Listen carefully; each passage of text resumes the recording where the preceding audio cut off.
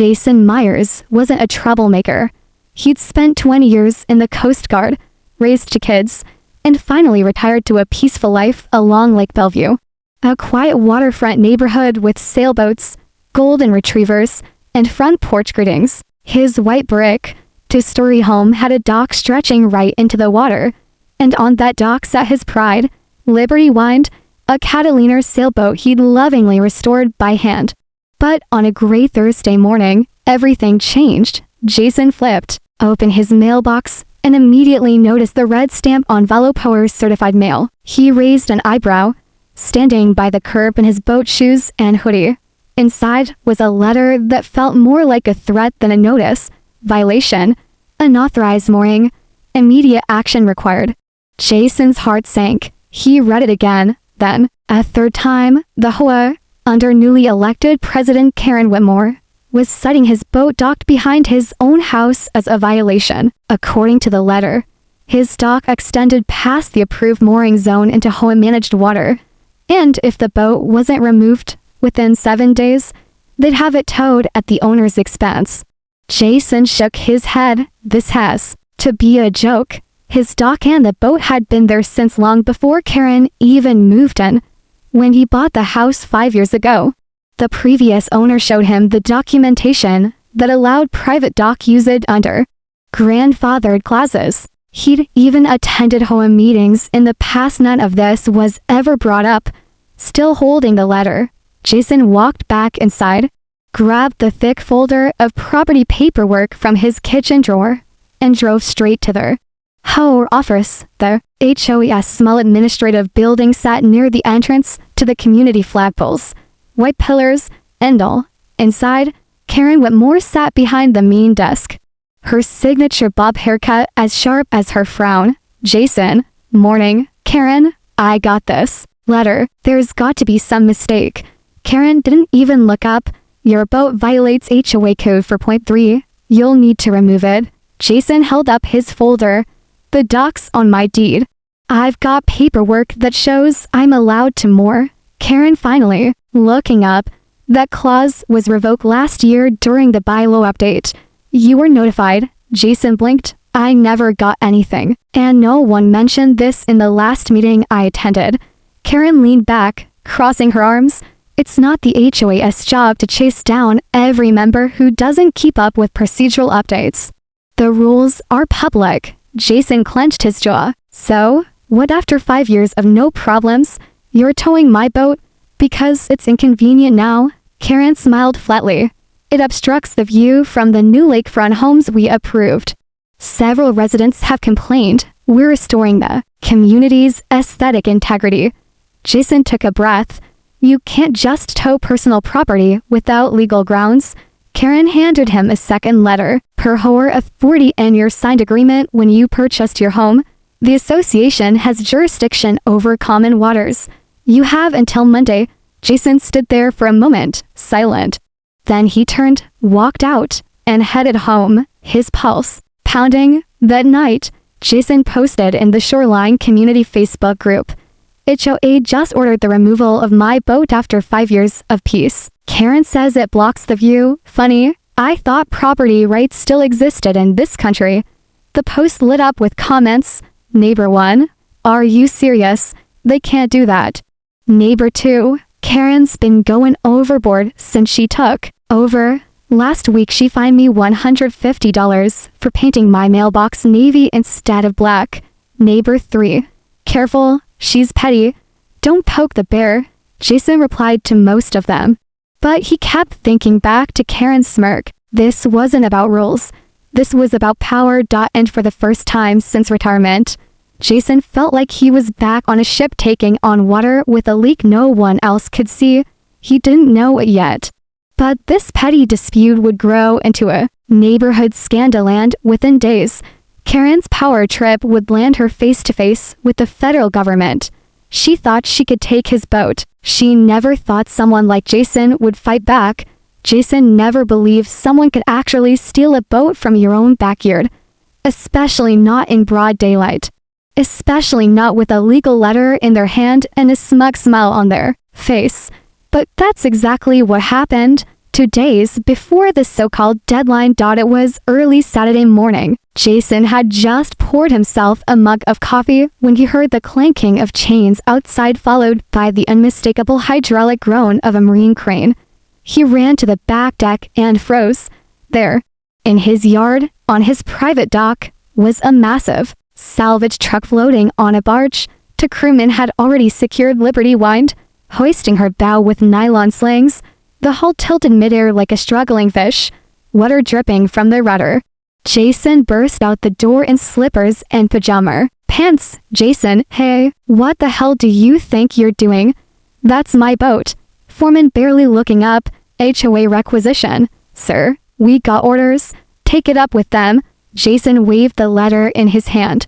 This says I had until Monday. Foreman, talk to Karen. She moved the order up, and there she was, Karen Whitmore, standing at the edge of the neighboring property in her beige windbreaker, arms folded, watching it happen like she was inspecting a lawn service.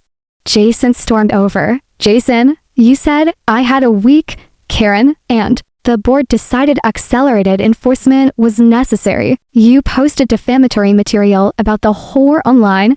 That voids your grace period. Jason blinked. Are you kidding? You're punishing me for Facebook comments. Karen, you brought this on yourself.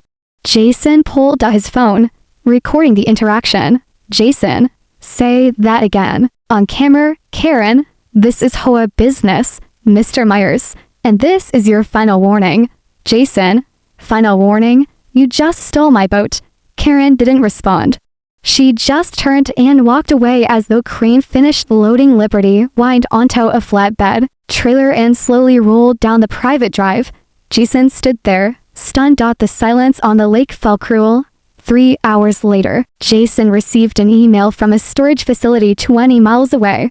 Your vessel is being held as per directive from the Bellevue Shores HOA. Storage fees applied daily. Except there was one problem.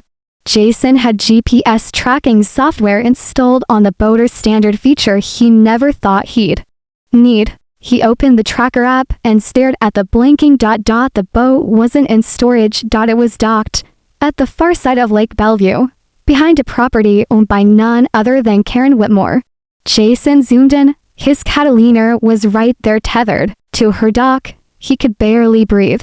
Jason called the non-emergency police line and filed a report. 2 officers showed up later the afternoon. Officer Mendoza, Mr. Meyers, I understand your frustration, but if the whore contracted a removal service and you're under their jurisdiction, this becomes a civil dispute, not criminal theft. Jason, but they didn't store it, they moved it to her dock. She's using it. Mendoza, if you can prove personal misuse, then maybe we've got something. Otherwise, this is going to court. Jason, you're telling me she can tow my boat, park it at her place, and I have to wait months for a judge? Officer 2, quietly, you're not the first one she's pulled something like this on. Jason, then why is she still in charge? The officers didn't answer. That night, Jason took out his drone. He flew it low and quiet over Karen's vacation home. The video feed showed Liberty Wind, freshly tied, not even secured properly, clearly, not in a storage facility. In the corner of the screen, Karen sat with 2 guests on her back patio, sipping wine within arm's reach of Jason's stolen boat. He clipped the footage and uploaded it to YouTube. HOA President seizes my boat and parks it at her house. Proof. By morning, it had 12,000 views. Neighbors began texting him. A few apologized for staying quiet. Others encouraged him to lawyer up. But one anonymous message stood out. You're not the only one she's done this to. Check the HOA financials. Dig deeper. Jason leaned back in his chair, staring at the footage of his boat tied to the wrong dock. What started as a turf war over a dock had become something darker. Karen didn't just bend the rules, she twisted them for her own gain, and Jason wasn't going to let her get away with it. Jason Meyers wasn't a lawyer, but he knew when someone had crossed a line, and Karen hadn't just crossed it, she docked his boat on the other side like she owned the whole lake. He spent the next morning dialing every number he could. HOA legal hotline. No answer. Property records office. Buried in bureaucracy. Civil litigation firm. Quoted him for $1,000 just to review the paperwork. Then came the police report officially filed, but with no immediate action. Officer Mendoza had called to follow up. Mendoza on the phone. We confirmed the HOA contracted the towing company. From a legal standpoint, it's going to be hard to prove theft unless you can show she's using it personally. Jason, I sent you drone footage. My boat is literally docked at her house. Mendoza, that's compelling. But she could claim it's temporary for HOA inspection. They might even argue you forfeited ownership under covenant terms. Jason, that's absurd. This is my private dock. On my deed. Mendoza paused. That's HOA politics, Mr. Meyers. You want to win this. You'll need to hit them where it hurts, money or exposure. Jason took those words to heart. He started a paper trail, printing every email, every HOA document, every bylaw clause he could find. He highlighted sections, made notes in red ink. His dining room table became a war room. He revisited the HOA Facebook group and posted again. Karen took my boat without cause, and now it's docked at her home. I'm not the first. I won't be the last. If you've had a similar experience, message me. A few likes, fewer comments, but one DM came through. She fined me $600 for having a kayak on my deck. It disappeared 2 days later. Never got it back. Jason replied immediately. Did you check her dock? I wouldn't dare. She threatened to report me for harassment just for knocking on her door once. That evening, Jason went back to Karen's vacation home. He stayed in his truck across the street, binoculars in hand. Liberty wine still floated on the side of her dock like a trophy. Untouched, he walked to the gate and pressed the buzzer. No answer. He tried again. Still nothing. Then the porch lights clicked on, and Karen's voice rang out from the intercom. Karen, Mr. Meyers. I will not tolerate stalking behavior. Leave now, or I'll call security. Jason, calm but firm, return my boat. You know this is theft. Karen, you abandoned it. The HOA is assessing whether it meets compliance standards. That dock location allows for better inspection. You'll be notified when it's ready for reassignment. Jason blinked. Reassignment? It's not a stray dog. It's my property. Karen didn't respond. The intercom went dead. The lights shut off. He stood there a moment longer, then turned back toward his truck. The air felt heavier than the heat could explain. Jason uploaded the video footage from that encounter, edited down with text overlays. Karen now says my boat is being reassigned. This is real life. The video hit 30,000 views in under 24 hours. That's when a local podcaster named Aaron Hayes reached out. Aaron, via voice memo, I've been following your story. You're not alone. I've got a series on HOA corruption. Want to talk on record? Jason hesitated, but he knew silence wasn't going to save him. They recorded the interview the next morning. Jason told everything about the boat, the threats, the HOA fines. Aaron asked the question no one else had. Aaron, do you think Karen's doing this for power? Or is there something more? Jason, I think it started with power. But now, I think there's something bigger, financial maybe. She's not just targeting me. She's collecting things. Aaron's voice lowered. Aaron, I've got a source in municipal records. Let me look into Karen's past filings. If she's been shifting property or misusing HOA funds, we might be able to prove it. Jason nodded. Jason, please. Because at this point, it's not just about a boat. It's about what she's getting away with and who else she's hurt. Karen had taken more than property. She'd taken the peace, the trust, and the dignity of an entire neighborhood. But what she didn't know was that Jason had just lit a match in a very dry room. Jason had no legal training. He wasn't rich. He wasn't famous. But he knew how to spot a pattern, and Karen Whitmore's behavior wasn't just about enforcing rules. It was about control, and maybe something far more calculated. The next morning, Jason brewed a pot of black coffee and stared at the blinking blue dot on his laptop screen. His boat's GPS signature. still sitting behind Karen's vacation dock, still unmoved. He turned to his phone and dialed someone he hadn't called in years. Jason, Trey, you still in Homeland? Trey Rails had been Jason's bunkmate back in the Coast Guard. Now he worked for a quiet division of Homeland Security focused on maritime enforcement and asset fraud. Trey on speaker, Jason Meyers. That's a name I haven't heard in a decade. What's going on? Jason didn't waste time. He laid it out how Karen used the whore to take his boat, how she rerouted it to her dock, how the police wouldn't touch it. Trey didn't laugh. He just asked for details. Jason, I've got GPS logs, drone footage, all of it. HOA is claiming my boat's under review for reassignment. She's using view obstruction as her excuse. Trey, that sounds flimsy. Send me everything. I can't promise fireworks. But if she used HOA power to claim personal assets, she might have tripped a federal line. Jason emailed the full packet videos, screenshots, the violation letter. 20 minutes later, Trey called back. Trey, you're gonna want to hear this. Her name flag in a side database. Karen Whitmore. There's an open file on her. Jason. What kind of file? Trey. Unusual property holdings. She's registered 3 boats in the past 2 years through different shell corporations, all tied to HOA addresses. No purchase history. That's not normal. Jason sat up straight. Jason, you're saying this isn't the first one, Trey? Looks like your boat might be the 4th. And here's the kicker. She filed a repair reimbursement claim through HOA Finances 3 days after towing your boat. Jason, she's stealing boats and charging the whore to fix them. Trey, possibly. If she's cycling assets through the HOA and rerouting them for personal use, that's wire fraud, mail fraud if letters were involved.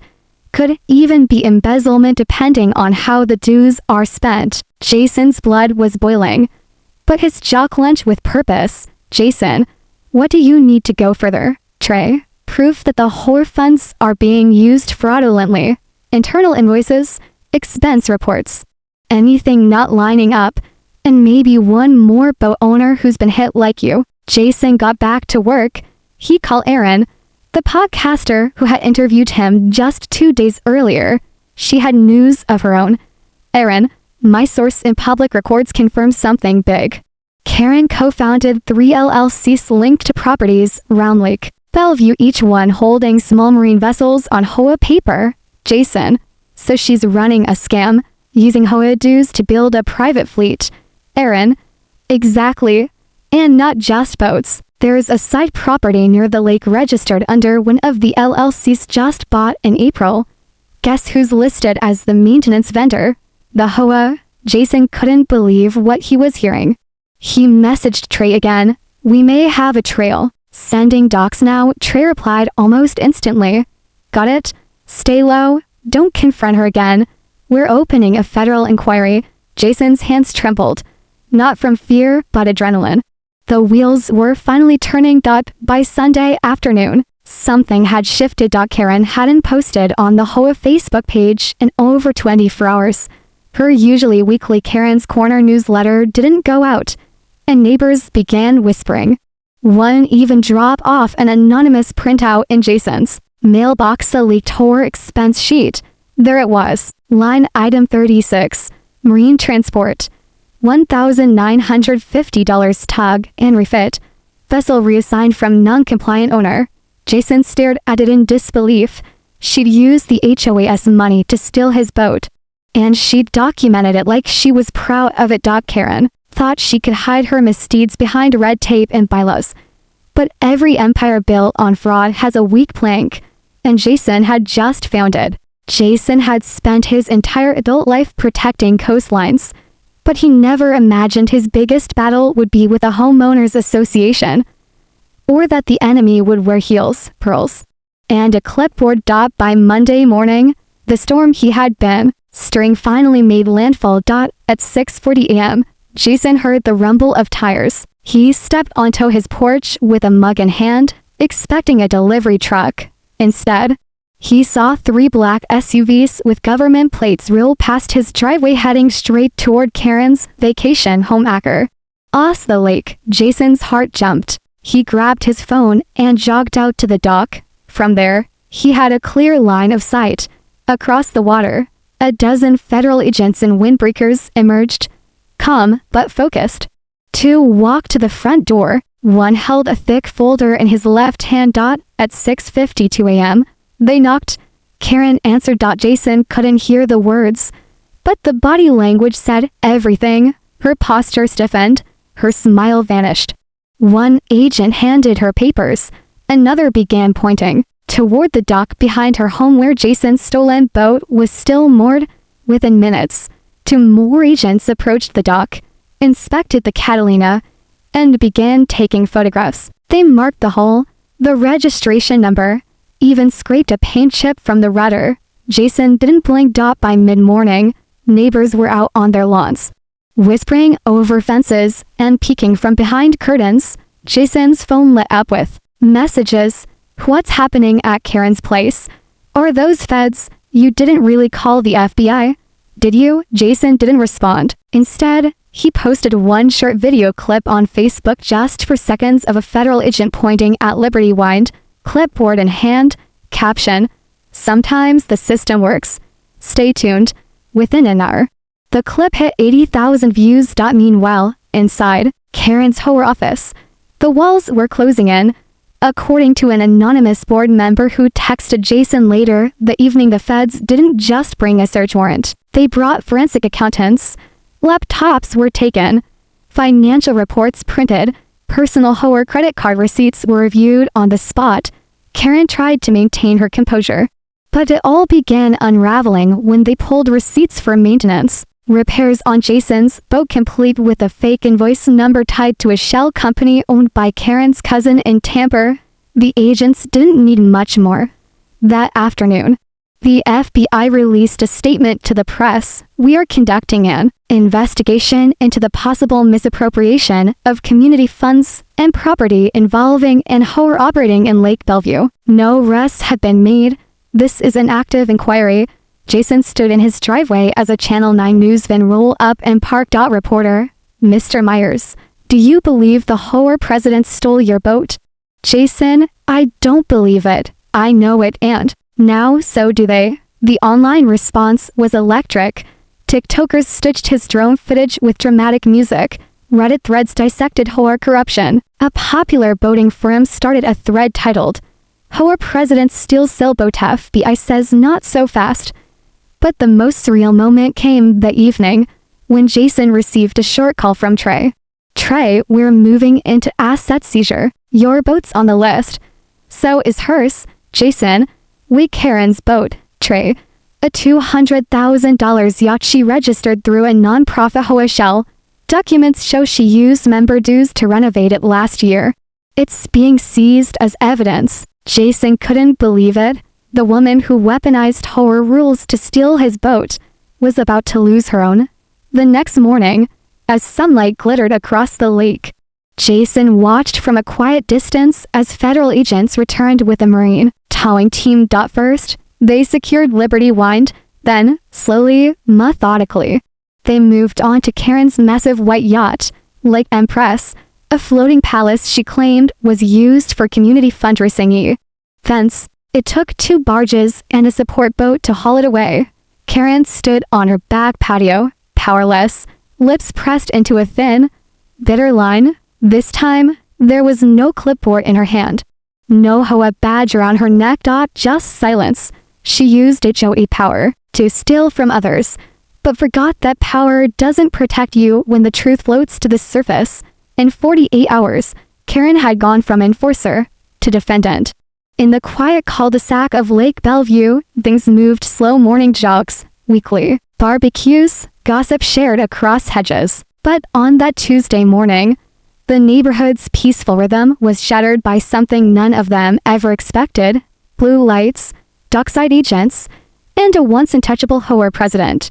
Watching her kingdom collapse, Jason stood silently by his living room window, sipping black coffee. From this side of the lake, he could see the commotion across the water unfold like a slow-motion movie. The FBI had returned not just to Karen's vacation home, but now to the HOA clubhouse itself. He counted 6 agents to carry bankers' boxes. One had a laptop bag slung over his shoulder. Jason's phone buzzed. It was Aaron, the podcaster who had been following the story since the beginning. Aaron, voice shaking with excitement. They're pulling her emails. Jason, my source says they found internal memos. Karen was creating fake work orders and funneling dues into her shell companies. Jason, how long has this been going on? Aaron, at least 3 years. She set up a trail of dummy LLCs that billed the whore for repairs, but maintenance, and even community development projects that never existed. Jason, so it wasn't just my boat. Aaron, no.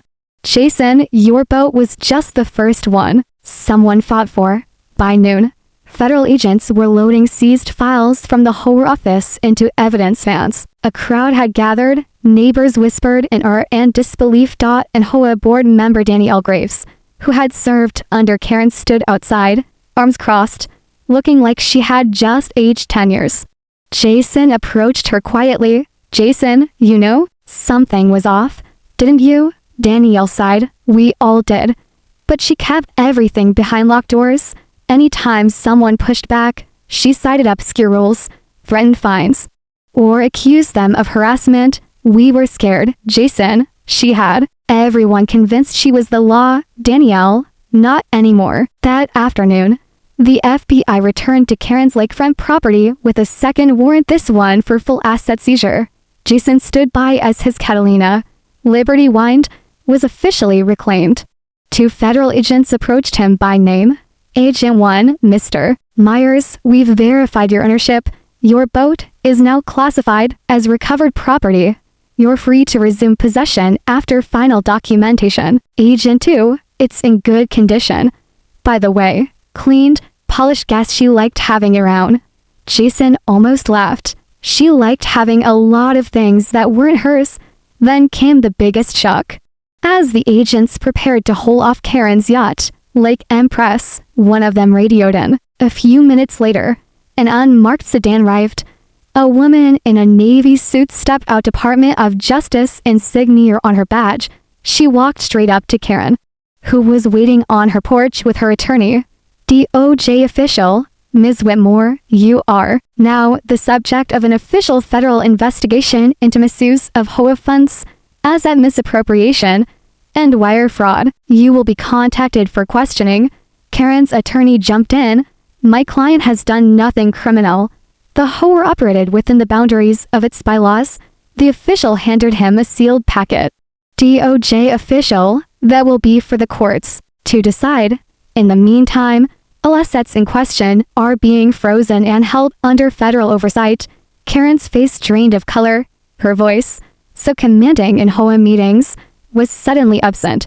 Later that evening, Jason launched Liberty Wind back into the lake. Under full federal clearance, he sailed slowly, wind in his face, silence all around. Neighbors clapped from docks. Some waved, a few shouted his name. But Jason didn't smile. Not yet. This wasn't victory, it was vindication.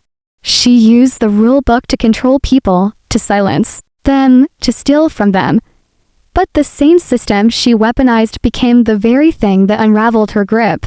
And all it took was one man who refused to let go of what was his. Most people thought the story was over when the FBI towed Karen's yacht off the lake. But Jason Meyers knew better. Corruption like that doesn't begin with a stolen boat, and it doesn't end with a badge and a box of receipts. The truth was far worse than he'd imagined. It started with a knock. 3 days after the seizure, Jason opened his front door to find Danielle Graves, former HOA treasurer, standing on his porch. She looked nervous, clutching a manila folder. Danielle, I should have done this earlier, but I didn't have the nerve. Jason stepped aside without a word. She walked in, sat at the dining room table, the same table where he'd built his paper trail just days before. Danielle slid the folder across to him. Inside were 5 years of internal HOA emails, messages between Karen and board members, some threatening, some vague, some downright manipulative. But the final string, one marked confidential, do not distribute, made Jason stop cold. Karen to Danielle 2 years ago, secure approval for dock redevelopment funds under the Lake Beautification Plan. We'll route it through my LLC. The goal is to consolidate dock access into HOA-administered areas. Homeowners won't even notice. Jason leaned back. Jason, she was trying to centralize dock rights under the HOA to control them. My boat was just a test run. Danielle nodded. She planned to phase out all private moorings within 2 years. Anyone who didn't comply would have their access revoked or their boats taken, just like she did to you. But that wasn't the worst part. Buried deep in one of the files was a trail of wire transfers. Karen had been routing her dues into an improvement fund, then drawing payments out through a construction company, owned by her ex-husband in another state. Jason stared at the spreadsheet. Jason, she wasn't just stealing boats. She was laundering money, Danielle whispered, over $300,000 since 2020. And that's just what I could find before she locked me out of the system. Jason felt the air leave his lungs. This wasn't about petty power anymore. It was organized fraud with the HOA as her personal shell company. Jason forwarded everything to Trey, his contact at Homeland. Within 2 hours, Trey called back. Trey, you just cracked it wide open. We've now confirmed she used a 3-tier structure fake HOA vendors, interstate bank accounts, and shell properties. Jason, what's next, Trey? We're moving it up the chain. Karen's not just looking at asset seizure now, she's facing conspiracy, tax evasion, and racketeering charges. Jason paused. And the others? The ones who helped her, Trey? Some were just scared, others were silent. A few might be complicit. But we're auditing the whole board. That night, Jason met with Erin, the podcaster, at a local diner. She brought a small recording rig and leaned in, eyes wide. Erin, did you ever think this would go so far? Jason shook his head. I thought I was just fighting to get my boat back. I didn't know I'd end up exposing a white-collar racket hiding in plain sight. Erin, you realize you're the reason this blew open, right? Without that drone footage, without you going public, none of this comes out. Jason looked down, tracing the rim of his coffee mug. Jason, I just wanted my life back. But now I think it's about giving everyone their life back. 3 days later, the Department of Justice issued a formal indictment. Karen Whitmore was officially charged with mail and wire fraud misuse of HOA funds conspiracy to defraud property owners racketeering under the RICO Act indictment, also named to contractors, and a former HOA secretary as co-conspirators. Jason received a call from a federal prosecutor. They thanked him personally for his persistence and asked if he'd be willing to testify.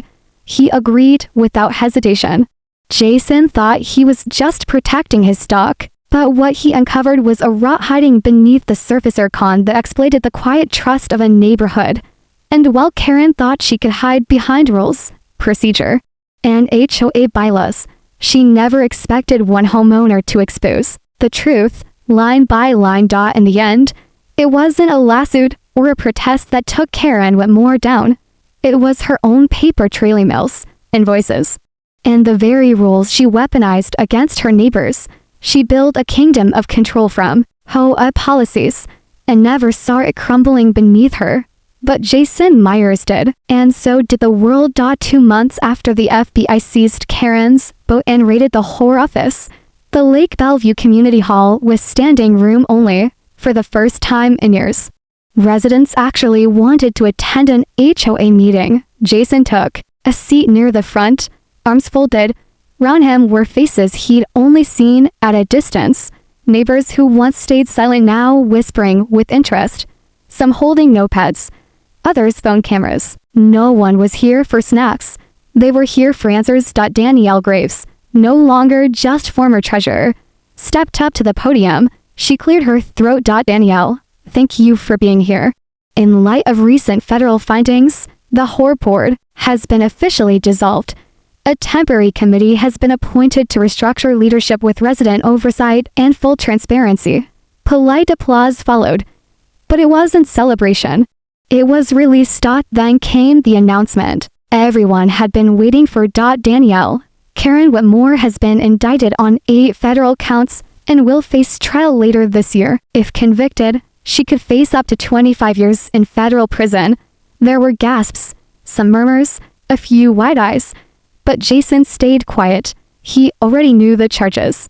He was the first person the DOJ called when the grand jury approved them. Outside the meeting, Channel 9 was waiting. Reporter, Mr. Meyers, how do you feel now that Karen's being brought to justice? Jason, relieved, for me and for everyone she hurt. This wasn't just about a boat. It was about standing up to someone who thought she was untouchable. Reporter, would you do it again? Jason didn't hesitate. In a heartbeat, back at home.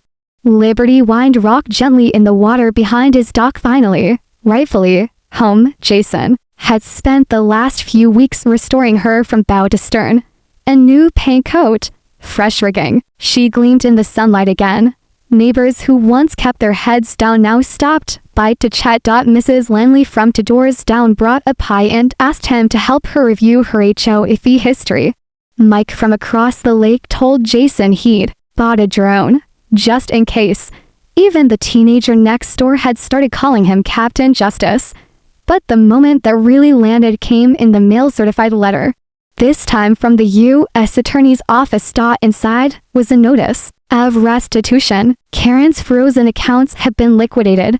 Jason was to receive full reimbursement for his boat seizure, including repairs, court filing fees, and damages. He set the letter down, leaned back in his chair, and finally smiled, not because of the money but because justice had actually happened, without lawsuits, without shouting, just truth, persistence, and the will to stand his ground. Weeks later, Aaron's podcast series aired in full. HOA Hustler, the rise and fall of Karen Whitmore exploded on streaming platforms. Millions of downloads. A documentary pitch followed. Jason didn't seek fame, but when people stopped him at the grocery store to thank him, he realized what he'd done mattered far beyond a single neighborhood. In every town, there's someone like Karen, someone who mistakes authority for power and rules for weapons. But there's also someone like Jason, someone who won't stay quiet just to keep the peace, because peace built on silence and peace at all. It's control. And when someone finally speaks up, that silence shatters. In the end, it wasn't just a stolen boat, it was a stolen community. And Jason took it back, one truth at a time.